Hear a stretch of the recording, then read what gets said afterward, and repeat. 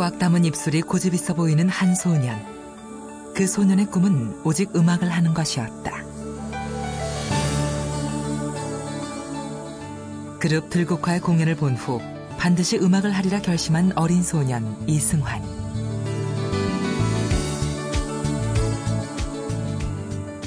음악에 대한 열정이 정말 순수했던 기억들.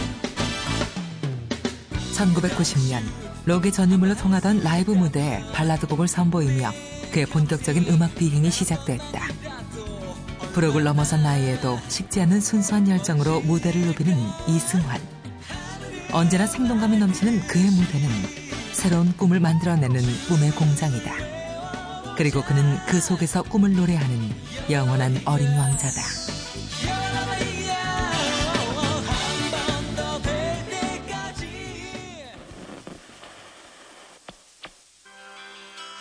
변진섭, 이문세 같은 중견 발라드 가수들의 입지가 확고하던 89년.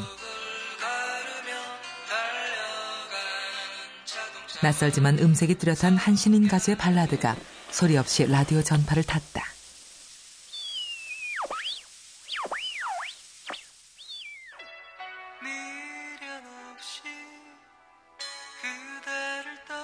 여성적인 여린 음색의 애조튼 분위기는 듣는 이들의 마음을 단번에 매료시켰다.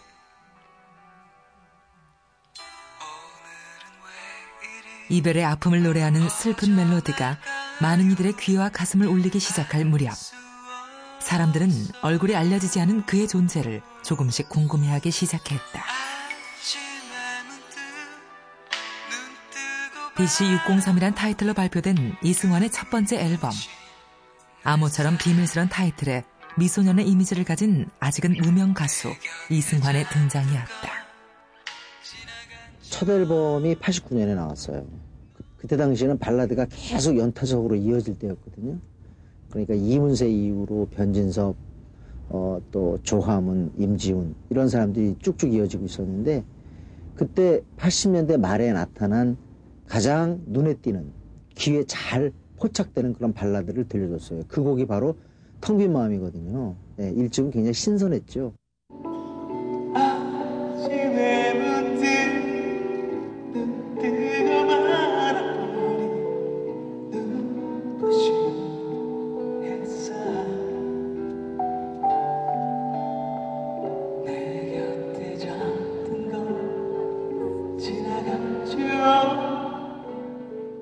그러나 그의 노래가 전파를 타기까지 수많은 벽에 부딪혀야만 했다. 데모 테이프를 만들어서 17군데 정도 기획사를 찾아다니다가 한 군데에 사실 들어가게 됐는데, 녹음을 하던 와중에 계약을 하자고 했습니다. 그래서 계약 조건이 3년에 앨범 3장, 계약금 없고 인세 없고, 집에서 1년에 한 번씩 홍보비를 갖고 온다는 조건, 경악스러운 조건을 줬고, 어른들의 세계공학. 그때 제가 아버지 도움을 받아서 제가 스스로 앨범을 시작하게 되었고, 그것이 가수가 본인 앨범을 제작한 1호라고 그랬습니다.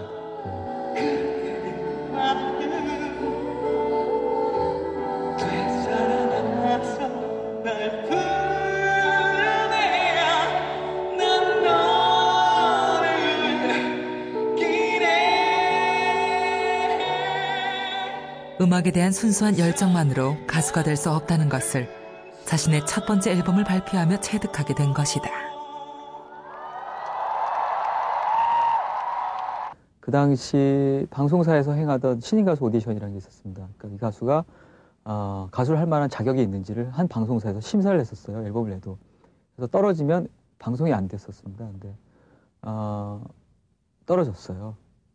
그래서 방송이 한동안 안 됐고, 90년도에 방송이 되긴 했으나 본인이 제작하였으니까 매니지먼트도 없었고, 이러다 보니까 그냥 아름아름 입소문으로 사람들이 알려주는 것 외에는 홍보 방법이 없었어요.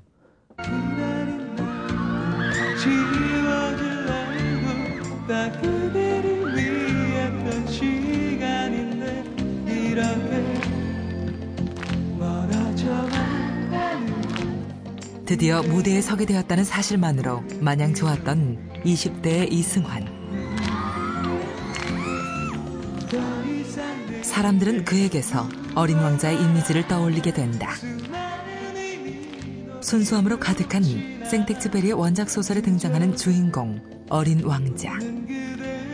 작은 체구에 미소년 같은 얼굴, 그리고 여린 음색과 순백의 고운 노랫말이 어우러지면서 그는 어느새 무대 위의 어린 왕자로 불리기 시작했다.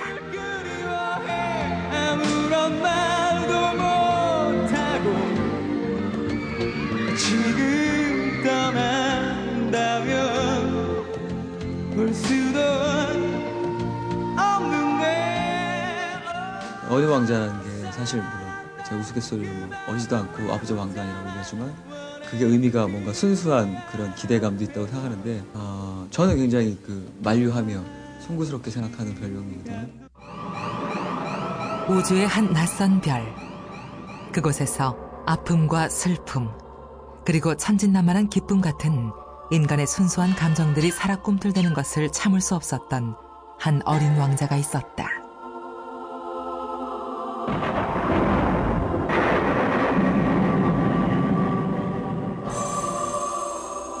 그 별에서 추방당한 후 우연히 지구에 불시착하게 된다. 그리고 음악을 알게 되면서 순수를 노래하는 지구별 어린 왕자로 다시 태어나게 된 것은 아닐까. 너의 이름은 멋쟁이 체리, 너의 피아노는 최고였지. 사람들은 말했었지, 알릴 수도 문제 없다고. 어린 시절 이승환에게 음악은 가까이 하기에 너무 먼 막연한 동경이었다. 집안의 반대가 너무 심했던 것이다. 대학교 때 피아노를 배웠어요. 피아노를 이제 어렸을 때 잠깐 치긴 했지만 그래도 이제 집안에선 금기상이었으니까 악기는 못했다가 이제 너무 치고 싶어서 피아노를 학원을 2달을 다녔어요. 근데 2달을 다녔는데 제가 체력이 30번인가? 신동 났다고 막 그러시더라고요. 그때 내가 잘 치나 봐. 난 뭔가 있나 봐. 예.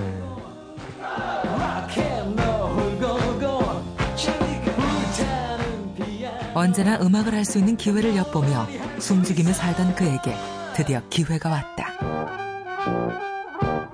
대학교 들어가서 이제 좀 자유로워진 상황에서 학교에서 그룹 사운드 모집을 하는데 아무것도 할 줄 아니 보컬에 먼저 응모를 했고 사실 1차에서 떨어졌습니다.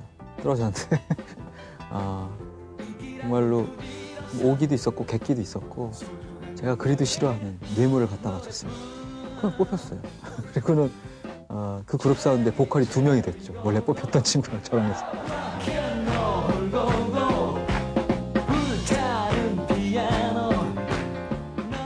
발라드 가수로 유명해진 이승환이지만 음악에 관심을 갖기 시작할 무렵 그의 온 관심은 헤비메탈에 집중됐다.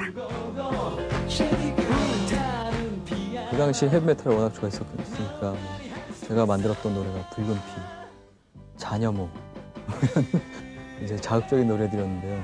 그때 한참 이제 민주화 운동 때문에 저희도 뭐 데모 많이 했었고 그런 세대인데 늘 불신 검문이 많았잖아요. 길거리에서. 그러다가 이제 제 가방을 뒤졌어요. 뒤졌는데 노트 속에 붉은 피라고 써 있는 거예요. 그래서 큰일 날 뻔한 적이 있었던 그런 기억이 있어요. 다행히도 바로 뒷장에 잔여목이란 가사가 있어서 목 매달아 죽은 효부 얘기가 있어서 그래서 그냥 노래 이렇게 이것도 붉은 피도 약간 그런 쪽이다. 약간 메탈 하는데 내가 뭐 이렇게 해서 풀려났던. 가사 좀 기억나시는 가사 있어요? 그건 없고 그냥 멜로디가 붉은 피 뭐 이런 거 어떤 거 기억나요. 장자자장 치크치크깡 뭐 이렇게.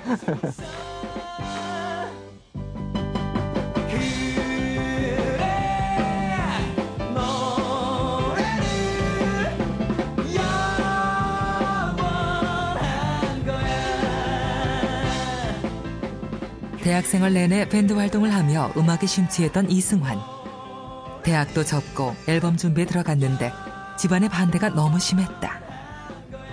일단은 뭐 정신병원에도 통원 치료 받았었고 히키코모리라고 하는 그런 증상 때문에 집 밖이 아니라 아예 방 밖으로 안 나오는 2달 동안 그러고 있었거든요. 좀 그런 것에서 좀 뭔가 좀 위기감을 좀 느끼신 게 아닌가.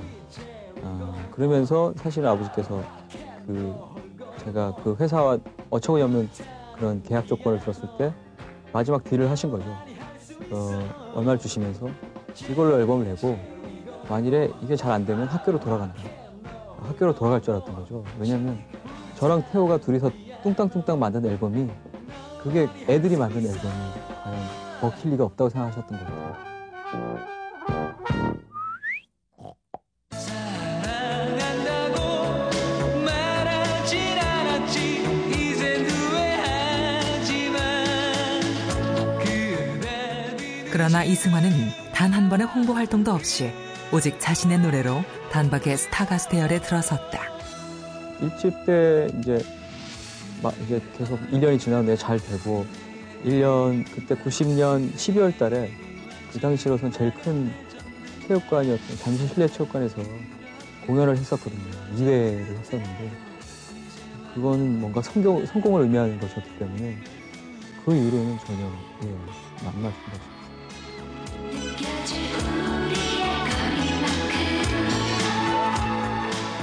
데뷔 앨범에 이어 2번째로 발표한 앨범까지 이승환의 성공은 순조롭게 이어졌다. 그 성공엔 이승환 1집과 2집 앨범 제작에 함께한 오태호의 존재가 크게 작용했다. 그 당시에 오태호 씨는 신하위의 그 기타리스트 자리에 공석이 생겼을 때 거기를 꿰찰 정도의 아주 슈퍼 기타리스트였어요. 그리고 빠른 속주에 능했던 그리고 굉장히 정교하게 쳤던 그런 기타리스트였는데 저와 함께 하게 됐죠. 아름아름해서 알게 됐고 제가 처음 들려준 엘튼 존 그러니까 고등학교 3학년이 돼서도 엘튼 존이 누군지 몰랐던 헤비메탈만 듣던 친구였는데 엘튼 존을 듣자 방향을 급선하기 시작했어요.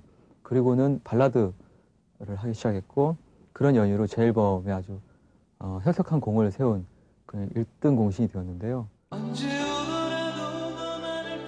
1992년 이승환과 오태호는 함께 앨범을 내며 음악적인 우정을 과시하기도 했는데 널 되돌리고 싶어 이제는 어디로 나는 어디로 아직 너의 그 고백들은 써놨네 통산 3번째 앨범에 해당하는 2호 공감 앨범까지 사랑을 주제로 한 발라드 곡이 인기를 얻으면서 이승환은 새로운 결심을 하게 된다. 거짓말을 두고 돌아오긴 했지만 저의 본래 바탕은 락이라고 생각해요. 그러니까 제가 2호 공감을 하면서 태호와의 정말 결정적으로 우린 서로 다르구나. 음악적인 색깔이 확연히 틀리구나라는 생각을 하게 되었어요. 그리고 거의 사실은 예전에 프로듀싱 개념이라는 게 거의 없었기 때문에 셀프 프로듀싱을 하게 된 게 2호 공감이 처음이었어요. 거의. 근데 그러면서 3집에서는 정말로 다른 피의 수혈이 필요하고 내가 다른 느낌을 갖고 있는 가수라는 것을 알리는 프로듀싱을 해야겠다고 생각을 했죠.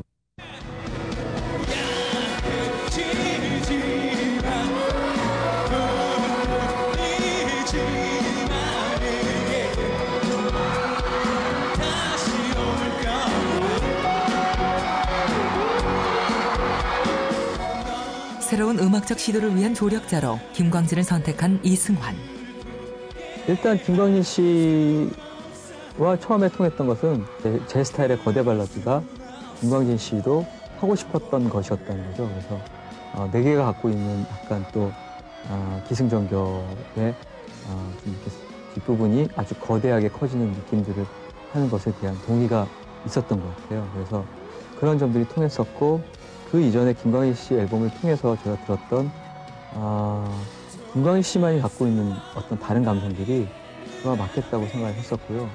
굉장히 저와 비슷하게 새로운 것에 대한 관심이 많은 사람이었어요. 그래서 새로운 것을 좀 편하게 얘기할 수 있는 상황이었어요.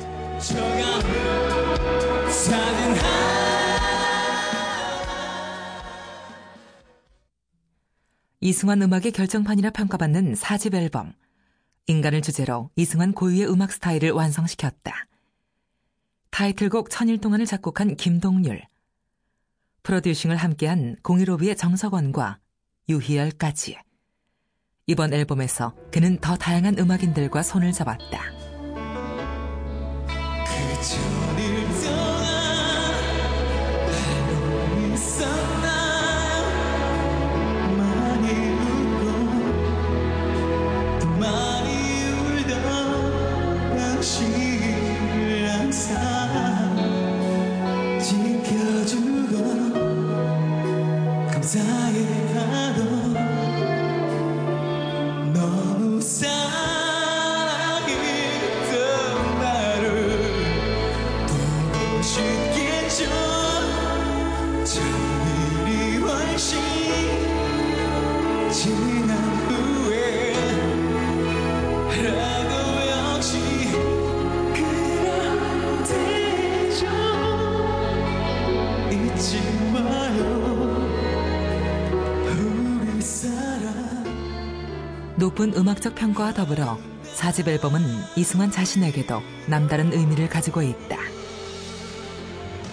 제가 가지고 있는 모범생적인 이미지, 그 당시 90년대 초반에는 학부모들이 좋아하는 가수 1위를 뽑혔을 정도로 그런 이미지, 동화적인 이미지, 뭔가 세상에 대해서는 전혀 반감이 없고 냉소가 없을 것 같은 그런 하여튼 굉장히 그 사회가 원하는 이미지였다면 4집부터는 제 안에 있던 다른 면들, 이 면들이 이제 꿈틀거리기 시작했고 적극적으로 표출하기 시작했고 정말로 내 얘기들을 음악에다 담을 수 있게 되었고 그 내 얘기를 정말 수용하고 지지해주는 층이 아주 열성적인 사람들이었다는 로 변했다는 것. 그것이 4집이 가지는 가장 큰 의미였을 것이고 또 제가 정말 음악적으로 우물한 개구리였다는 걸 깨닫게 되고 우물 밖으로 나가려는 시도를 이제부터 하게 된 그런 앨범입니다. 난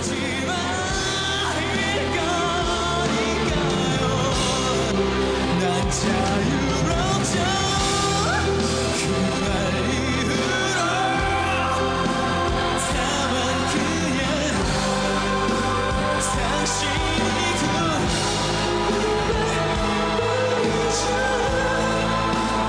다음 세상에서라도 우리 다시는 만나지 마요.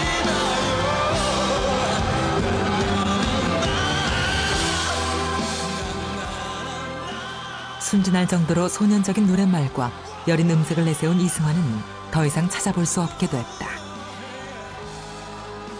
포효하듯 뿜어내는 거친 음색의 안팎을 넘나들며 이별의 정한을 강하게 표현한 노래 천일 동안은 그 변화의 정점에 서 있다.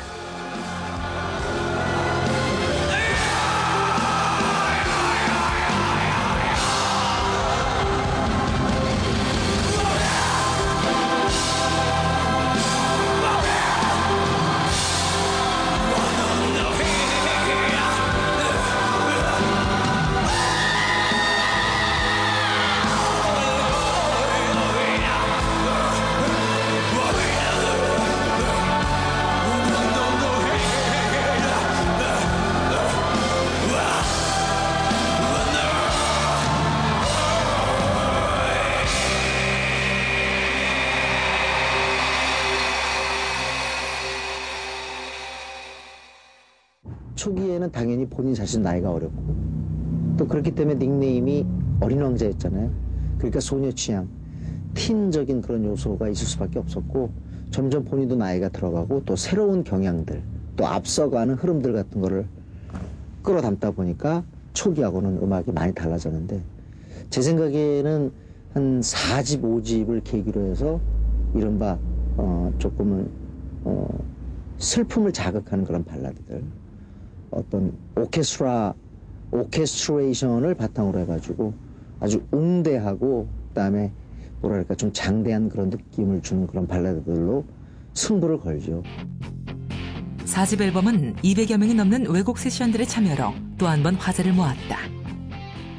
천일 동안은 정말 정말 가요 발라드였는데 너무 이렇게 다른 스타일로 처음에 나왔어요. 그래서 우리에게 주어진 미국에서 주어진 시간이 2주밖에 없었는데 그걸 다 갈아엎고 새로 시작을 했으면 했었거든요. 그래서 여러 드러머들을 불렀고 좀 여러 건반 주자를 불렀고 건반 피아노 한 곡만을 치는데도 거의 7시간인가 쳤던 기억이 나고 아주 그 곡만큼은 정말 꼼꼼하게 작업했던 예.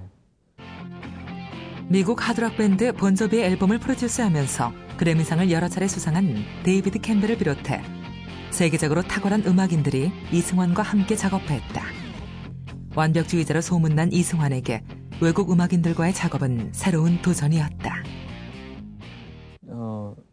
처음부터 가장 크게 염려했던 점은 그네들의 정서와 우리의 정서가 결합해야 된다는 것이었고 그러려면 그 사람들이 하는 어떤 그루브든 어떤 연주든 어떤 좋은 것이든 우리 것이 아니면 과감히 버려야 한다는 것이었어요. 그래서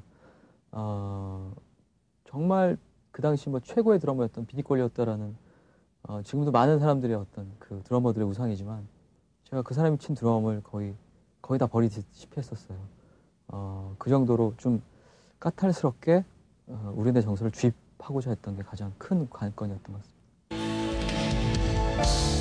그렇지만 또 다른 나를 만들지만 모자라니 그럼 눈물을 보여줘 사랑이야 그 잔인한 우리 앞에 힘없이 연극적 요소를 가미해 멜로디 라인을 바꿔가며 9분이란 대곡을 완성시킨 것도 이승환의 완벽주의적 기질을 잘 보여주고 있다.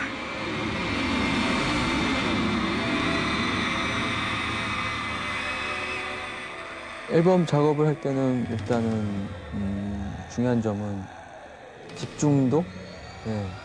그 한 곡 한 곡마다 그 집중도가 틀어지지 않고 나중에 들었을 때 산만한 느낌이었고 내가 후회가 생기지 않도록 좀 더 했어야 되는데 좀 더 열심히 했으면 더 좋았을 텐데라는. 그리고 앨범 전체적으로는 저는 이제 물론 모든 걸 다 중요하게 생각했지만 사운드, 제가 스튜디오를 하고 있는 입장에서 그런 것들 절대 간과할 수 없는 부분이라고 생각합니다.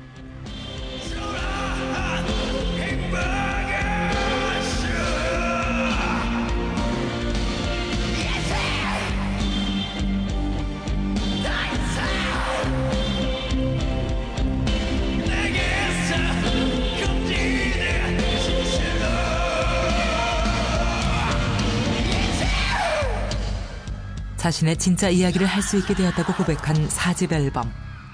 그렇다면 이 앨범을 통해 이승환이 털어놓고 싶었던 자신의 속내는 무엇이었을까? 어린 때 나는, 20대 초반에 나는 정말 순수했었거든요. 네. 막 순수 빼면 시체일 정도로 너무 순했고 순수했고 언제나 여린여린한 그런 언어만을 썼었고 그랬으나 이 험한 바닥에 들어오면서 바람막이가 없던 그때로부터 나를 지키기 위해서 아마 본능적으로 껄렁해지기 시작했던 것 같고 그러면서 좀 뭐랄까 타협도 했어야 했었고 내가 봤던 더러운 것들을 그냥 애써 그냥 시선을 감추면서 난 안 봤어 이렇게 스스로 이렇게 좀 주입도 시켜야 했었던 그런 상황들도 굉장히 많이 있었고 그러면서 내가 정말 바르지 않은 나로 변해가고 있다는 느낌이 들어요.